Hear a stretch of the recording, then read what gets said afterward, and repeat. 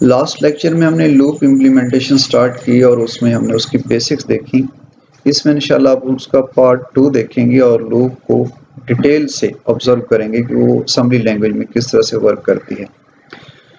तो ये रहा हमारा प्रीवियस कोड जिसमें हमने AX में शुरू में 0 मूव करवाया, यानी उसको इनिशियलाइज करवाया 0 से।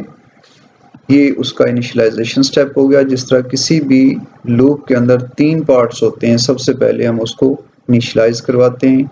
इनिशियलाइज करवाने के बाद फिर उसको टेस्ट करते हैं स्टॉप वैल्यू पहुंची या नहीं, और अगर स्टॉप वैल्यू नहीं पहुंची देन जो जितनी भी स्टेटमेंट्स हैं उनको एग्जीक्यूट करने के बाद नेक्स्ट आइटरेशन में इंक्रीमेंट या डिक्रीमेंट करना। Just like for loop in high level languages, for I is equal to 0, I less or equal to 5, I plus plus मतलब कि इंक्रीमेंट। अब इसमें तीनों बातें आ गई कि काउंटर वेरिएबल को हमने 0 से इनिशियलाइज करवाया, देन उसकी वैल्यू को किसी स्टॉप वैल्यू यानी एंडिंग वैल्यू से हमने कंपेयर किया। अगर वो एंडिंग वैल्यू पहुंच गई है देन इस लूप को ब्रेक कर देते हैं, और नहीं तो फिर जो नेक्स्ट इंस्ट्रक्शन इस ब्लॉक के अंदर मौजूद होती हैं, जितनी भी 2-3 व्हाट्सएवर, उनको एग्जीक्यूट करने के बाद कंट्रोल जो है दोबारा इसके स्टार्ट में जाता है और लूप में इंक्रीमेंट करता है या डिक्रीमेंट करता है अकॉर्डिंग टू आवर सिचुएशन। यहाँ पे हम इंक्रीमेंट कर रहे हैं तो 0 से यूं हमारा जो कोड है 0 से नेक्स्ट आइटरेशन पे 1 2 3 4, और जैसे ही इसकी वैल्यू 5 होती है तो चूंकि इस वक्त ये कोड जो है 5 पे भी ट्रू रिजल्ट रिटर्न कर रहे हैं, इसलिए 5 भी चलेगा, और 5 से बड़ी जब वैल्यू होगी देन डेफिनेटली इस पे ये ब्रेक कर जाएगी। तो यहाँ हमारे इस कोड के मुताबिक बिल्कुल सेम सिचुएशन जो है उसको हम इम्प्लीमेंट करने जा रहे हैं।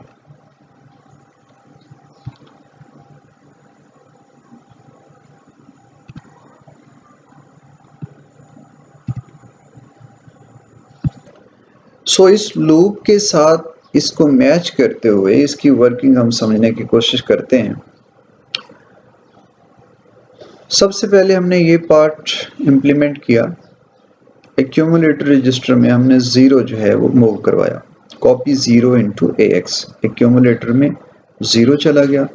अब हम इसको यूं समझ सकते हैं कि जिस तरह से मेमोरी के अंदर एक सेल हम समझते थे वेरिएबल होता है, उसके अंदर हमने 0 मूव करवा दिया, यहाँ 0 चला गया इसके अंदर। ओके,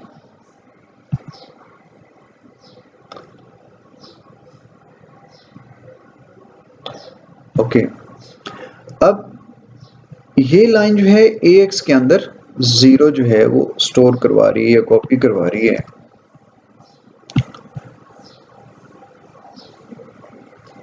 नेक्स्ट लाइन 5 से कंपेयर कर रही है, यानी ये 0 क्या 0, ये जो इस AX के कंटेंट्स हैं क्या वो 5 हैं? नो, इस वक्त नो। इट मींस कि ये जो स्टेटस है जंप इफ 0, ये इस वक्त नहीं हो सकता क्योंकि आंसर ट्रू नहीं था। अगर ट्रू होता यानी वो 0 एक्चुअली 5 ही के इक्वल होता। ट्रू के केस में यानी होता कि एक्चुअली बुनियादी तौर पे कि AX की वैल्यू को 5 से माइनस किया जाएगा, AX माइनस 5, AX में इस वक्त 0 है, 0 माइनस 5 आएगा जो कि 0 नहीं है, इसलिए 0 फ्लैग सेट नहीं होगा, 0 फ्लैग होगा ऑफ। सो ऐसे केस में फर्स्ट आइटरेशन में 0 फ्लैग ऑफ होगा, और ये तभी टर्मिनेट पे जाना था जंप इफ 0 टर्मिनेट, जब यहाँ 0 फ्लैग 1 होता। चूंकि 0 फ्लैग 1 नहीं है इसलिए टर्मिनेट पे जाने की बजाय ये नेक्स्ट इंस्ट्रक्शन पे जाएगा, और यूं कंट्रोल जो है नेक्स्ट इंस्ट्रक्शन पे जाके AX को 1 करेगा। जब AX में इंक्रीमेंट होके यहाँ 1 हो जाएगा तो अब नेक्स्ट आइटरेशन में जो कि 1 मिल रहा है, ओके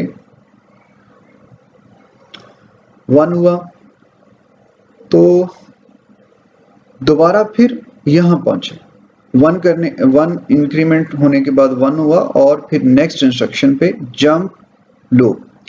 अब ये हमने लॉजिक ऐसे बनाई है कि खुद ब खुद ये चला जाए पिछली स्टेज पे, बिल्कुल ऐसे जैसे यहाँ कंट्रोल पहुंचता था तो खुद ब खुद जो है वो आपको मालूम है इधर पहुंचता था कंट्रोल, इधर से पीछे, यानी यहाँ से वापस पहली लाइन पे फर्स्ट इंस्ट्रक्शन पे पहुंच जाता था जहां से लूप स्टार्ट हो रही है और दोबारा जो है ये टेस्ट होता था। सेम ऐसे ही लूप जो है अब जंप लूप, चूंकि ये तभी यहां पहुंचेगा जब ax में 5 नहीं होगा, एल्स का केस।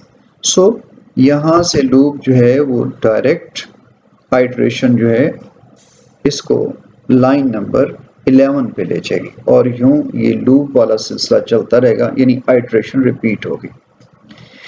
यहाँ पे अगेन 5 से कंपेयर किया जाएगा। अब चूंकि ax में इस वक्त 1 है, 5 नहीं है, सो जीरो फ्लैग क्या होगा, 1 माइनस 5 आंसर -4, जीरो नहीं आया, सो जीरो फ्लैग 1 नहीं होगा।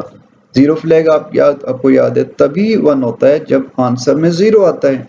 अब चूंकि ax में 1 था, 1 माइनस 5 कंपेयर की इंस्ट्रक्शन क्या करती है, दोनों ऑपरेंड्स का डिफरेंस देखती है, यानी ax माइनस 5 करके आंसर देखेगी कितना है और उसकी बुनियाद पे जीरो फ्लैग को या किसी और फ्लैग को सेट करेगी। सो अब 1 माइनस 5 आंसर -4, सो 0 नहीं है, इसलिए जीरो फ्लैग ऑफ रहेगा। जब ऑफ रहेगा तो टर्मिनेट नहीं होगी लूप और ये लाइन चूंकि इस पे कंडीशन जो है वो ट्रू नहीं होती, लिहाजा टर्मिनेट पे नहीं जाएगी बल्कि नेक्स्ट लाइन पे जाएगा हमारा कंट्रोल और इंक्रीमेंट करेगा x, और यूं ये 1 जो है दोबारा बन जाएगा। नेक्स्ट जो है 2 हो गया। अब दोबारा नेक्स्ट जंप, फिर वहां पे लाइन नंबर 11, यानी जिस जहां पे लूप लिखा हुआ है लाइन नंबर 11 पे।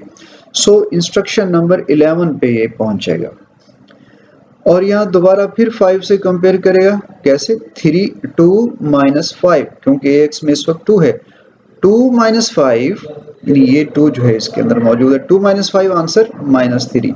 सो -3 चूंकि 0 के इक्वल नहीं है, जब 2 होगा तो इसका जो आंसर होगा कंपेयर का वो -3 जनरेट होगा। सो -3 चूंकि 0 के इक्वल नहीं है, सो टर्मिनेट होने की बजाय ये नेक्स्ट इंस्ट्रक्शन इंक्रीमेंट ax पे जाएगी, अगेन इंक्रीमेंट होगा।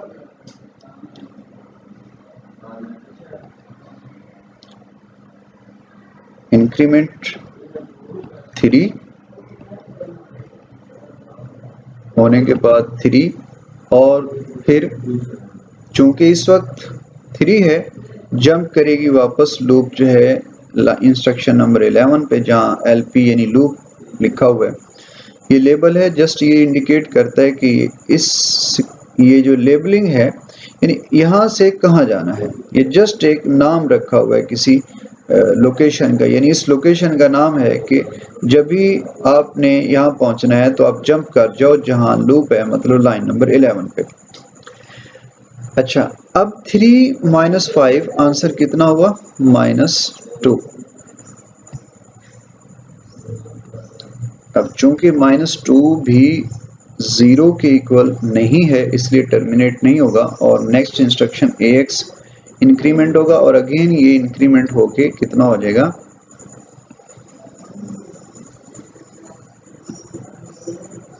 चलें हमारे पास स्पेस शायद कम है इसलिए नेक्स्ट आइटरेशन में जो ax की वैल्यू है वो 4 हो जाएगी और लूप वापस जंप करेगी, यहाँ पहुंच के 5 से कंपेयर, यानी 4 माइनस 5 आंसर क्या आएगा, आंसर आएगा -1। अब चूंकि -1 भी 0 के इक्वल नहीं होता, सो टर्मिनेट नहीं होगा, नेक्स्ट लाइन पे जाएगा और इंक्रीमेंट हो जाएगा ax में। अब इंक्रीमेंट होने के बाद यकीनन आप समझ गए हैं कि वैल्यू कितनी आएगी, 5। अब चूंकि 5 है, नेक्स्ट इंस्ट्रक्शन पे जंप होगा और पीछे वापस लूप कि स्टार्टिंग पॉइंट पे पहुंच जाएगा। अब ax में 5 है, 5 के साथ कंपेयर करते हो यानी 5 माइनस 5, आंसर कितना आया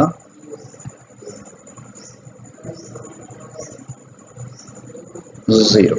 अब जैसे ही आंसर 0 जनरेट हुआ, बाय डिफॉल्ट हम जानते हैं कि जैसे ही आंसर 0 होगा तो साथ ही 0 फ्लैग ने ऑन हो जाना है, मतलब कि 0 फ्लैग जो है वो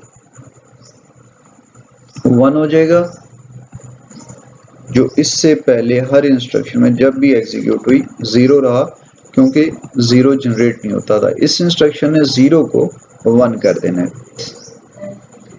अब जैसे 0 फ्लैग ऑन हुआ तो वेरी नेक्स्ट इंस्ट्रक्शन में जंप इफ 0 की इंस्ट्रक्शन जो है, यहाँ रिजल्ट चूंकि ट्रू हो गया है, सो अब ट्रू होने की सूरत में जंप इफ 0 यानी अगर 0 फ्लैग ऑन है तो जंप करो। पहले जंप नहीं कर रहा था ये इस लोकेशन पे, अब जैसे ही 0 हुआ तो ये टर्मिनेट पे जंप करेगा, मतलब कि यहाँ आ जाएगा। और ये हमें पता है कि ये हमारे प्रोग्राम का टर्मिनेटिंग पॉइंट होता है, यहाँ पे हमारी एग्जीक्यूशन स्टॉप हो जाती है। सो इस तरह से हमने पूरी लॉजिक के साथ लूप की वर्किंग देखी। अब हम इसको असेंबल करके इसकी आउटपुट देखते हैं और इसकी पूरी वर्किंग को ज़रा डिबगर के ज़रिए देखते हैं। जी, इसके लिए हमें डॉस बॉक्स जो है वो यूज़ करना होगा। डॉस बॉक्स में हमने